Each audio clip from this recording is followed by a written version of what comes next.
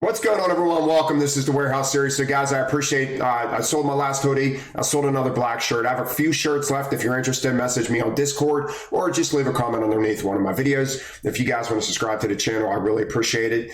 I'm real excited that hopefully in a couple months I'll be at 5,000 subscribers. If you want to join Discord, link in the description below. Give me a thumbs up. And I really appreciate the people that are pulling through with Venmo to help support the channel. So, guys, thank you very much. All right, guys. So before we get to the video, I just want to let you know, with the reslotting process going on in our warehouse, it's probably going to take up to about a month, I'm just guessing, for it to reslot. I tell you, it's so crucial to know your warehouse. Well, if you don't know what's coming up, it's very difficult to build. Well, right now, we have no idea what's coming up in our warehouse because they keep moving product every day. So it's something new. Okay, oh, now this is over here now. So it's very difficult to build these pallets. We have a lot of new selectors dropping their pallets like crazy. So that's the way it is. So we're going to go over my order right now, and hopefully after they're all done reslotting, it's going to be a lot better. All right, guys. So first and foremost, I start off the same way every single time. I pick a corner, I keep light cases together, and I stack skinny cases up in the middle. And as you can see in my second picture, I got a lot of Keurig coffees. Starting that center column right there with the cross and T, every other case is pointing in. I tell you, I like to turn cases in the middle this way if I can form a solid base. And as you can see, I'm forming a solid back to my pallet. The only problem is, guys, I don't know if I'm getting weight or what's coming up next, so these cases could get crushed depending on what I'm putting on top of them. All right, this next picture I just want to show you guys. I got a level corner and I get two cases. Now, 90% of you guys watching would turn these cases and tie these in. The only problem with that is this is going to be your outside. So picture this case running long ways and this case in the middle running long ways, tying these two cases in. The problem is the next case is that you go back the opposite direction. Guess what they're going to do? They're going to rock right over. It's going to give you a huge slant in, and it's going to give you a problem, especially this low on the pallet. All right, guys, right here, I just want to show you, no matter what you're throwing, no matter what you're doing, always pay attention to when you could start your second base. So I got to this situation right here. I felt like I got a nice solid base started, and I was getting pastas. I was getting stuff that I thought would form a nice solid base. Got a couple peanut butters for the corner up here, keeping the skinny cases in the middle, two light cases. I will change direction. And as you can see, the box that I threw down, I ended up putting it on my corner, and I made a nice solid corner. So I'm starting my second base, starting a really nice solid second base. Once again, I'm just hoping that I'm not going to get too heavy of cases to go on top of this product. All right, guys, this picture right here. I mean, come on. Every time the same time, every way the same way. There's the center line of my T, and look at all the cases pointing in. All the cases pointing in. Now, when I move higher up the pallet, or if I have a small case base, that's when you'll see the full cross. Other than that, you see this right here. Look at all the cases. You don't see any cases going this direction in this part of the pallet, do you? They're all following the line, and all the other cases are pointing inwards. And as you can see, you get level. I tell you, I column stack. I never force a tie-in, and I never force cases into gaps or holes, whatever you want to call them. I always wait. I try to be patient. And this is that front pallet, and as you can see, I got level. I always get level at a certain point of my pallet. Sometimes it's towards the top. So this one here is right in the middle. So as you can see, if you're patient, the opportunity will come. All right, guys, I posted this on Discord. Now, this is another thing, what I just said, don't force cases and gaps. So when I was in this part of the warehouse, as you could see on my cases, I was just getting huge case after huge case after huge case. They were all weight. Well, I got, three little layers here. I got one lip, another lower layer, and then I got that. Do you really want to shove a big case on a slant right there? Going to give you nothing but problems. I know I got smaller cases coming up later. I just don't know when the heck I'm going to get them. So as you can see, I was pretty high up. I built all around that gap until I got some salad dressings. I put 2 salad dressings in here, and it's not the greatest, but it worked.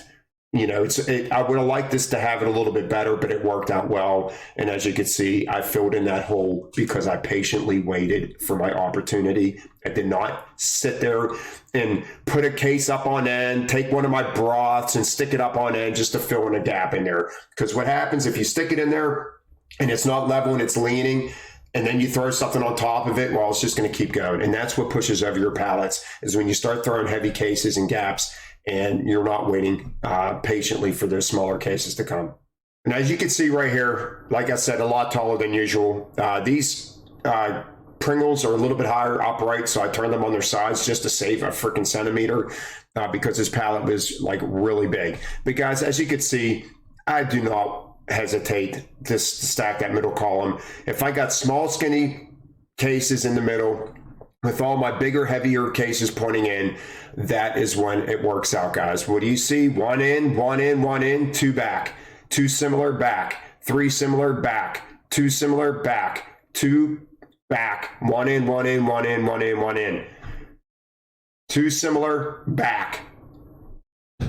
Every order, same order, guys. Same way every single time. All right, here's the side of that pallet. And as you can see, guys, this really nicely done. It turned out well. I didn't have it didn't have a ton of weight going on top of those Keurigs. I mean, there's a lot of weight on here, but not like the heavier stuff, like liquids and stuff like that.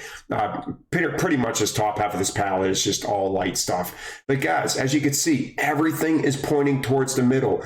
This is tying in. This is my favorite way of tying in, is lipping cases onto each other. Even this host is coming into this gap, and this case coming into this gap is tying in, because you're taking weight off of this case and off of these Cheez-Its, and you're putting it right into the gap. That is getting weight distribution moving around the pallet. All right, here is the other side, guys. Nice and tied in. Got Capri Suns, Hershey syrups, slightly, nothing bad. Came in, but tall, skinny. See, there goes the middle of my cross right there, guys. I told you, when I establish a base with the T, I move to the cross, and you can see the cross right there. So that's the part of the cross sticking out right there. All my small cases facing towards the middle with bigger cases on the outside, keeping those corners nice and strong. And here's the back of that pallet. I told you I got level. So I just threw boxes across, guys.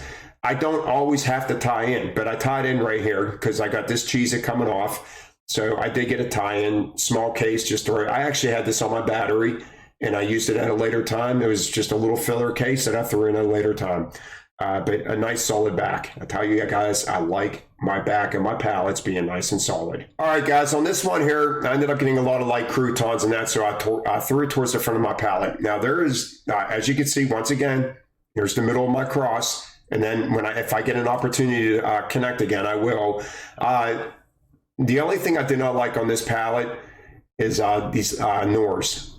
I was struggling at the time of this pallet, and I really needed a corner to fill in before I moved on. So I took my Nors and I put them on the corner. I had two of them. I don't like putting Nors on the corner because they are very unsturdy.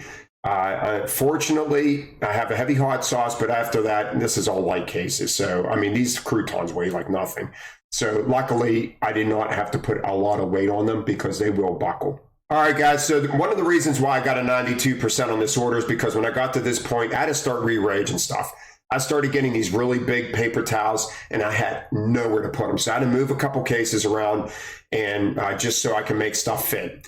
I have a Cheez-Its up on its side. We're going to look at the back of this pallet in a second, but I have a Cheez-Its up on its side. I had it laying flat first, and then I'm like, I need room. I was trying to find room.